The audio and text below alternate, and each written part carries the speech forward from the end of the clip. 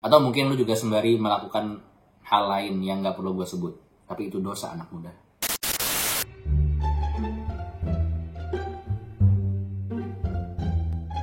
Hai semuanya, gimana kalian semua menghadapi apa yang kita sebut dengan new normal? Apa lu semua udah pergi keluar? Apa lu udah pergi ke tempat-tempat umum? Atau jangan-jangan lu udah pergi ke mall? Apa aja kegiatan yang lu rasa hilang ketika kemarin kita melakukan PSBB? Di episode kali ini gue mau ngebahas satu kegiatan yang terasa sekali hilang karena tidak kita lakukan selama pandemi kemarin, yaitu nonton bioskop. Ayo, siapa di antara kalian yang merindukan nonton film di bioskop? Jujur gue kangen banget. Dan kemarin tuh sebenarnya udah ada wacana untuk membuat yang namanya bioskop drive-in.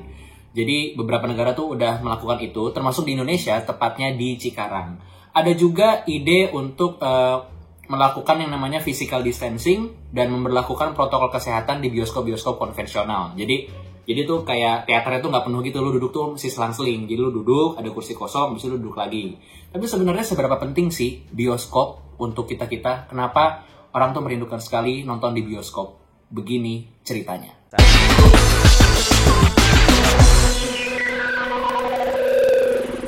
Lu pernah cari tahu nggak? Atau lu pernah tahu nggak sebenarnya sejak kapan bioskop itu ada di dunia ini?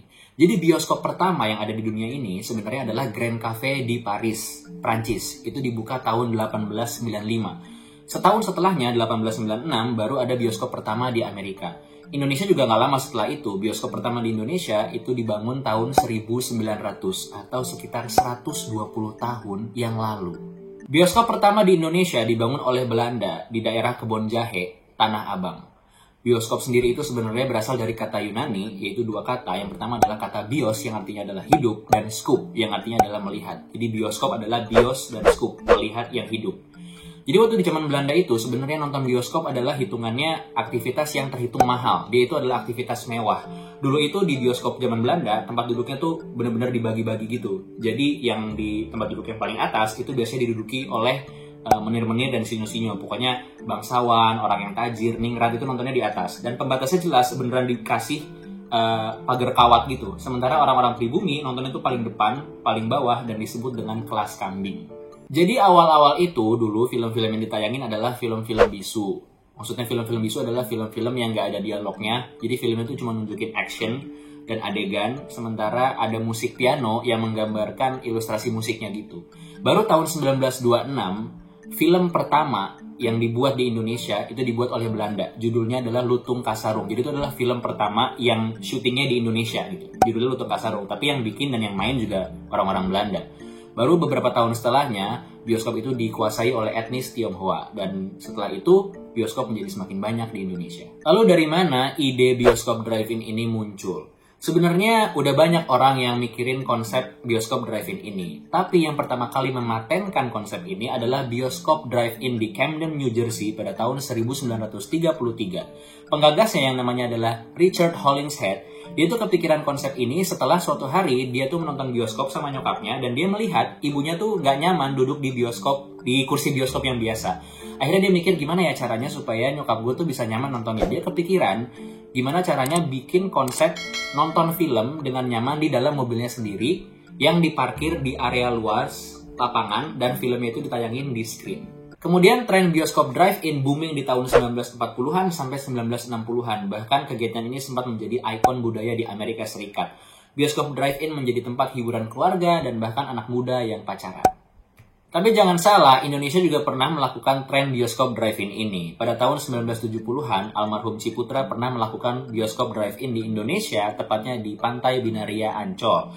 Beliau sendiri mendapatkan ide untuk melakukan bioskop drive-in setelah beliau pulang dari New York. Jadi, kalau yang pengen tahu sebenarnya bioskop drive-in itu kayak gimana, jadi penonton itu datang bawa mobil, jadi dia ke area parkir gitu, memang area parkir luas untuk nonton filmnya itu. Kemudian mereka itu masing-masing diberikan speaker portable sehingga mereka bisa nonton dari dalam. Jadi suaranya itu di dalam mobil, sementara gambarnya itu di layar di luar mobil. Jadi lu di dalam mobil ngelihat gambar doang di luar dan suaranya itu ada di dalam mobil. Dan ternyata bioskop drive-in di Indonesia itu menarik demografi yang tidak jauh berbeda dengan drive-in di Amerika, yaitu keluarga dan anak muda yang lagi pacaran. Puluhan tahun setelahnya, ide bioskop drive-in kembali muncul di tengah pandemi corona. Alasannya ya tentu karena kita harus melakukan yang namanya physical distancing. Sehingga ide bioskop drive-in ini kembali muncul sebagai solusi yang ditawarkan ketika seseorang mau nonton film di era pandemi. Sebenarnya gak ada yang berubah, konsepnya tetap sama. Lu bawa mobil, datang naik mobil, lu nontonnya di dalam mobil, filmnya itu di luar, cuman bedanya sekarang tentu lebih update. Update-nya adalah teknologinya. Lu nggak lagi dikasih speaker, tapi lu bisa mendengarkan audio film lewat frekuensi radio dan lu bisa denger dari radio mobil lu. Dan sekarang gambarnya juga visual yang di luar tuh udah bukan cuma proyektor biasa, ada pakai layar LED yang bagus dan proyektor digital. Oh iya, dan ditambah masker dan hand sanitizer. Selain bioskop drive-in, sebenarnya ada tren lain juga di Indonesia. Pada tahun 1970-an muncul tren yang namanya layar tancap, atau sering disebut juga misbar, yang artinya gerimis bubar. Jadi bayangin dulu tuh ada sebuah bentuk hiburan yang konsep namanya adalah sesuatu yang menggagalkannya, dan apa yang terjadi jika yang menggagalkannya itu terjadi gitu. Gerimis bubar, jadi nonton kan outdoor. Jadi ketika ini gerimis, maka bubar. Jadi seharusnya dengan logika yang sama, orang yang memberikan nama misbar harusnya nyebut mobil itu bukan mobil, tapi jika remnya belum, meninggal. Itu namanya. Dulu layar tancap itu muncul karena pada saat itu nonton di bioskop adalah sesuatu yang hitungannya masih mewah. Itu adalah barang mahal. Nah, kenapa disebut layar tancap? Karena nontonnya di sebuah layar yang ditancapin menggunakan 2 bambu di tanah gitu. Cap-cap. Layar tancap ini biasanya mulai itu, jadi diputar itu sepanjang malam. Biasanya dia mulai itu dari jam 9 malam atau jam 10 malam gitu. Dan dia akan memutarkan 4-5 judul film yang sebenarnya kualitasnya juga nggak terlalu bagus gitu. Filmnya suka putus-putus, gambarnya agak pecah, suaranya kayak der-der ya, bedalah sama kualitas gambar bioskop gitu. Dan mereka akan muterin itu sampai pagi, sampai matahari terbit. Kenapa? Karena ketika matahari terbit dan terang, gambarnya nggak kelihatan. Udah, jadi kayak istilah till the sun goes up tuh itu pertama kali till the sun goes up tuh layar tancap gitu.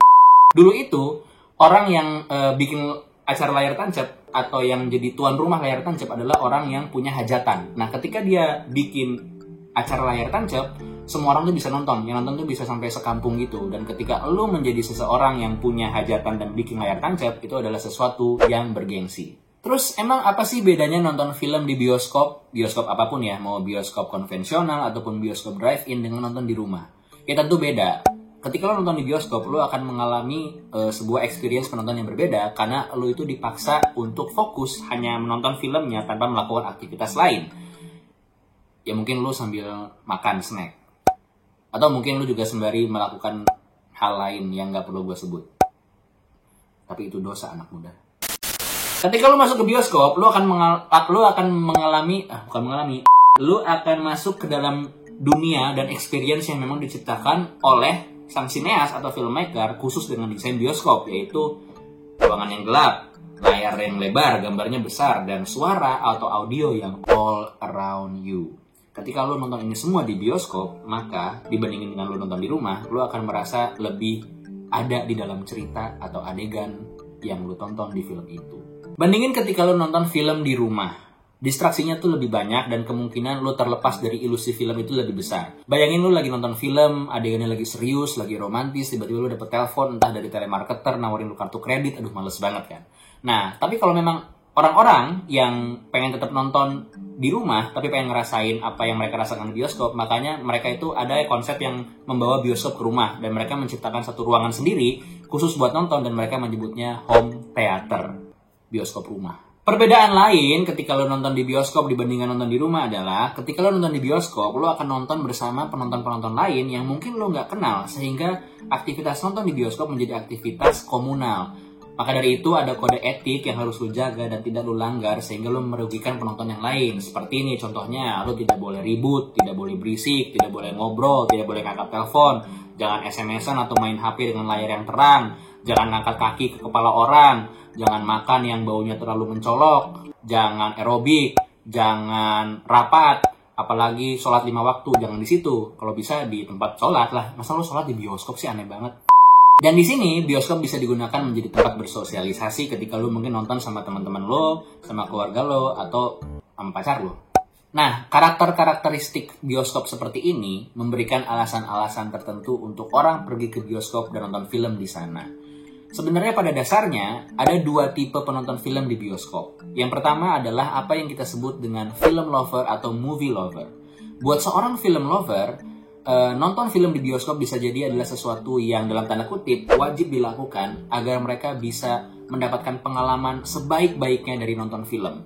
Dan bisa jadi nonton di bioskop untuk seorang film lover adalah pengalaman personal ketika mereka menyaksikan sesuatu yang mungkin mereka sudah nanti-nanti, atau ini film yang sudah mereka tunggu dari bertahun-tahun sebelumnya, atau bisa jadi ini adalah karakter atau sutradara favorit mereka. Yang kedua, ada tipe penonton yang nonton di bioskop ya karena pengen aja, bukan karena dia peduli sama filmnya. Karakter penonton yang seperti ini bisa kita sebut dengan movie goer aja. Jadi dia bukan movie lover. Jadi dia tuh orang yang kayak ya udah gue mau nyari hiburan, ya udah mungkin nonton bioskop salah satunya gitu. Dan orang-orang seperti ini nggak jarang loh. Mereka tuh belum punya pilihan nonton film apa, bisa jadi mereka nyampe ke bioskop baru mereka decide, baru mereka putuskan oh gue mau nonton ini gitu. Karena buat mereka ya itu hanya hiburan aja, mereka tidak mencari sesuatu yang spesial gitu. Dan bahkan orang-orang seperti ini kadang-kadang tidak terlalu mikirin pentingnya nonton di hari pertama premier atau sampai ngejar midnight sebelum orang lain nonton, gue harus nonton duluan. Itulah movie goers. Apalagi menurut buku yang judulnya Menonton Penonton yang dikeluarkan oleh Dewan Kesenian Jakarta, melalui penelitiannya menunjukkan bahwa demografi yang paling tertarik nonton film di bioskop adalah rentang umur 23 sampai 32 tahun. Rentang usia ini adalah irisan generasi Z dan milenial. Maka, untuk dua generasi ini, nonton film di bioskop adalah salah satu alternatif untuk bersosialisasi. Jadi, nonton tuh biar gaul gitu. Jadi, kenapa orang milih untuk nonton film di bioskop? Ayo kita recap. Yang pertama, karena bioskop sudah ada sejak 120 tahun yang lalu dan menjadi salah satu alternatif hiburan yang paling dicari orang. Nomor 2 adalah ketika lo nonton film di bioskop, lo akan mendapatkan pengalaman masuk ke dalam dunia yang diciptakan oleh film itu sendiri. Dengan teknologinya seperti ruang gelap, layar lebar, dan suara yang all around you. Yang ketiga adalah karena nonton film di bioskop bisa menjadi sebuah alternatif untuk bersosialisasi, terutama jika lo adalah irisan antara generasi Z dan milenial. Jadi lo termasuk yang mana? Apakah lo adalah movie goer atau lo adalah movie lover? Yang mana aja, gak apa-apa. Asal lo bukan movie bajaker. Norak. Dan itu kriminal.